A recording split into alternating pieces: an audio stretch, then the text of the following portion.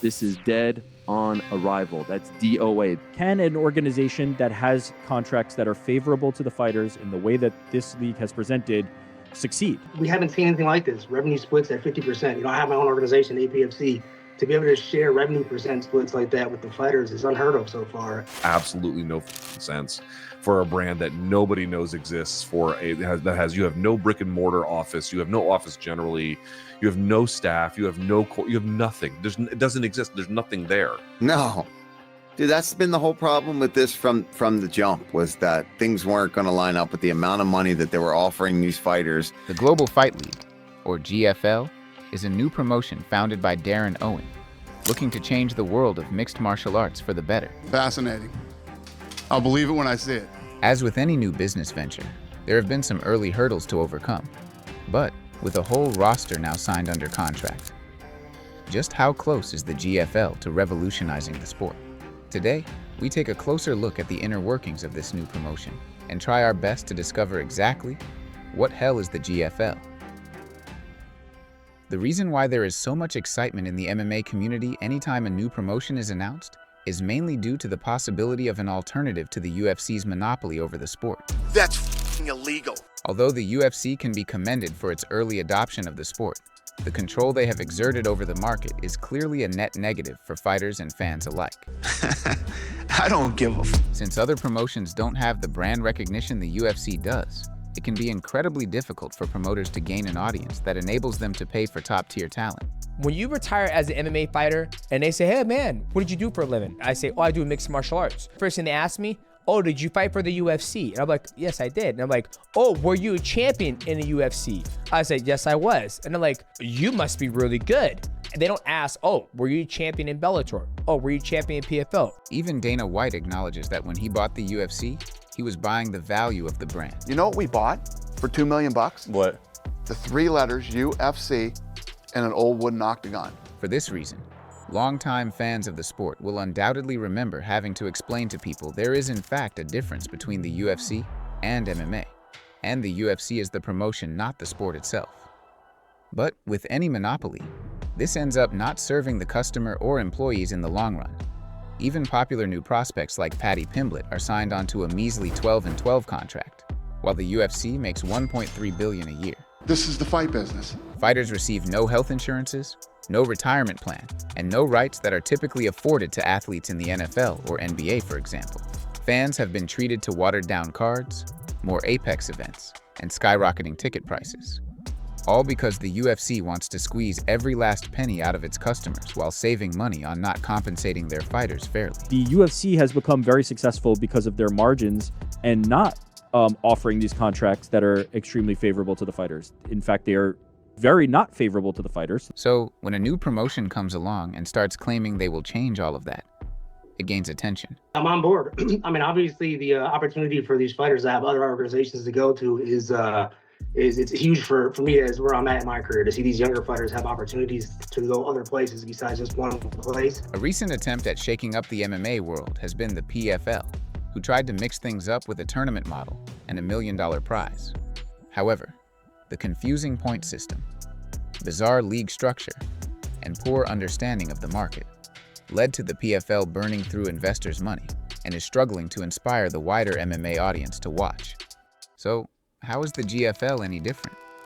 Well, the first major difference could be seen in the business model, which at a glance appears far more fighter-centric than profit-focused. It's the mission of the Global Fight League to bring fans the most exciting events possible, and that starts with putting fighters first. Under the GFL's banner, fighters would not only receive health and injury insurance, but a structured retirement plan, and even a 50-50 split of revenue between athletes and the promotion. Correct. So whatever revenue we receive, whether it's media rights deals, sponsorships, ticket sales, all of that, 50% goes into the fighter revenue pool from that specific event.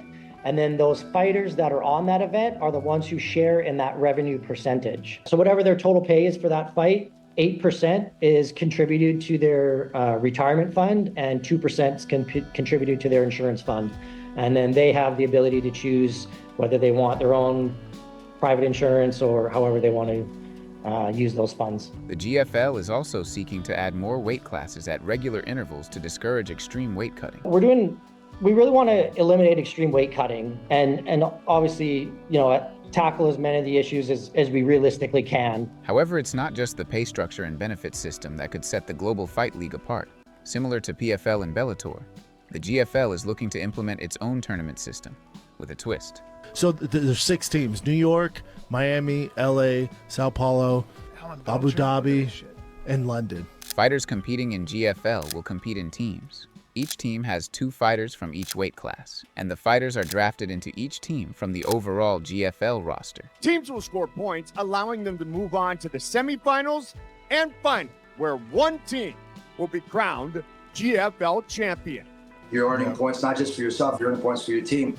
And I've been looking for something like this for a very long time, so I'm fucking stoked for my language. This means rather than the tournament producing an individual champion, teams will be crowned as the Global Fight League winners. So, what's gone wrong? Well, first of all is the concept of team MMA in the first place. MMA fans celebrate individual fighters, not the teams or gyms they come from. I don't feel like the team format works in combat sports. I said it to you back then. I feel just the exact same way now. In fact, perhaps I feel even stronger. Sure, gyms like the Fighting Nerd are popular, but unlike football teams, if all the fans' favorite athletes left, they wouldn't remain loyal to that team regardless of outcome. This idea fans will care about Team London or Team Miami, just because you tell them to, displays a misunderstanding of the audience you are trying to engage with. If folks watch the GFL, it will be because of the name value of the fighters signed, not because they can't wait to see if which city will have earned more points. Speaking of the fighters GFL have signed, 90% are older fighters who are on considerable losing skids. We joke and call it the Geriatric Football League, or the Geriatric Fight League, excuse me. Of course it makes sense to sign fighters with name value. But Tony Ferguson? Really?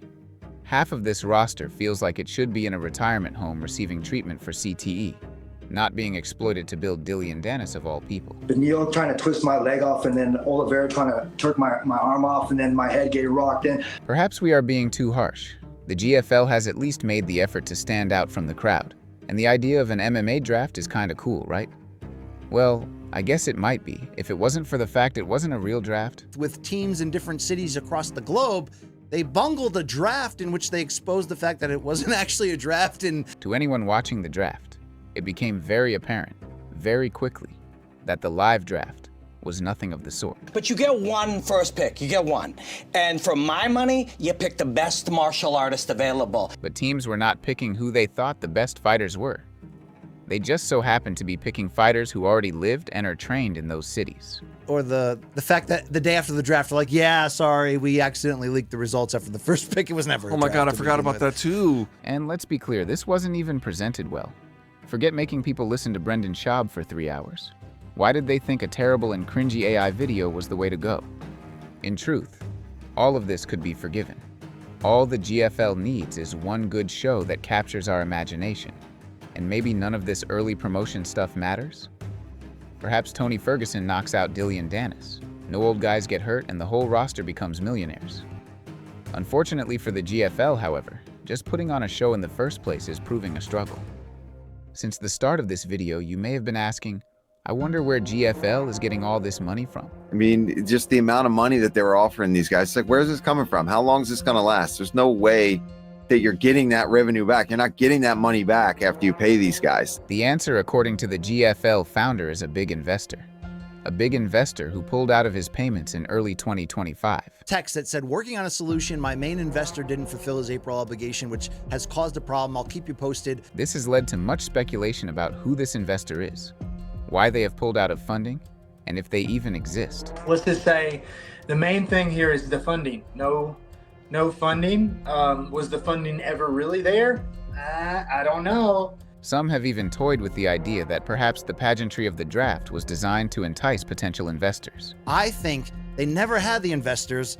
They maybe had some talking with people, and they hoped that by using the draft as a commercial, having Luke Rockhold on there in an AI supermodel or superhero costume, having interviews with Tyron Woodley and all these former UFC names, that then all the people willing to waste money in MMA would call up and say, yeah, man, now I'm in. I want to own that New York team. Supposedly at some point there was a screenshot of $20 million in the GFL bank account, which is not as reassuring to fans as they might think it is. But to do what they wanted to do, 20 million would get burned almost instantly. That is not a lot of money at all. Because of this, the GFL has been forced to cancel its first 2 events of 2025. Although this is not the first time they have made big promises and not delivered on an event. He was quite definitive about the February 2023 date. And remember, that interview was December of 2021. So it wasn't even like, oh, it's coming up in 3-4 months. It was a year and a half away, essentially. So, with seemingly no investors, a disastrous live draft, and a complete and utter failure to launch, are we even surprised the GFL has seemingly flopped already? This had red flags from the moment I learned about it. Them being like, oh, down the line, it turned out their promises were bullshit. How was this not the most predictable outcome that could have possibly befallen us? While it is safe to say the MMA world was never truly on board with the GFL from the get-go, it is still unfortunate to see so many fighters get their hopes up for a better future. For many of those signed, the GFL promised them something different to what they had known their whole careers. This was an opportunity to be fairly compensated and respected as a valued employee, and to once again be taken advantage of, must be very disappointing indeed.